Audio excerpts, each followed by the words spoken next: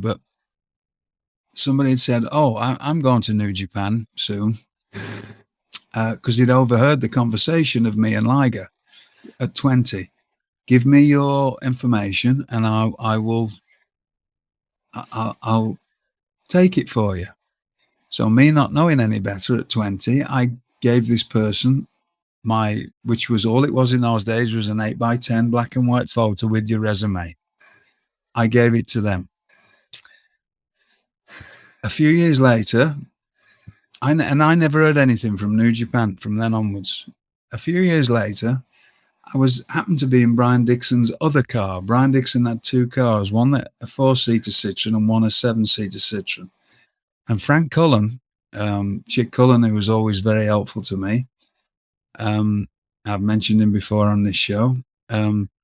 Frank Cullen happened to get in the back seat, and there was the luggage, the magazine rack, and he was just being a bit nosy, I think, and he pulled it out, and he pulled out. This was a couple of years later. He pulled out my stuff. So the person who I trusted to take my stuff to Japan had just binned it. I'm not going to go too deep into this, but Finlay had the same thing happen to him. In 1991, this is on record, Finlay went to the junior tournament. When he got there, they said to him, "Where have you been for the last 5 years? We've been trying to get out. We've been sending messages through this certain person to get to you." That was the protective nature, whatever you want to call it. And I'm not going to go any deeper, but people looked after their own spots or looked after the friends. Right. It was sabotage. You said it. Right. So I should have really gone. I was down to going when I was 20, and I just didn't. But it didn't matter because I was I was working constantly. And things happen as they should, as they should. Right. So I have and the person who did it, I have absolutely no, I totally get it.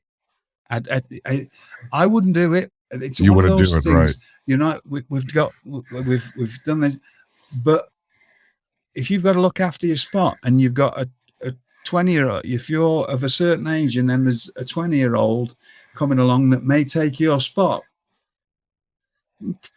and you're relying on that money, maybe does that make sense? It does. You're being very forgiving of someone you probably respect. Respect, yes. Yeah. Because it's just the way the job was. And it was and I've basically told you the tale. There used to be a lot of British wrestlers go to New Japan, and then some got in, and then a lot didn't, and some were never heard of. Some New Japan never knew about. They never heard your name. Yeah. Right. So let's leave it there. Sure. Right.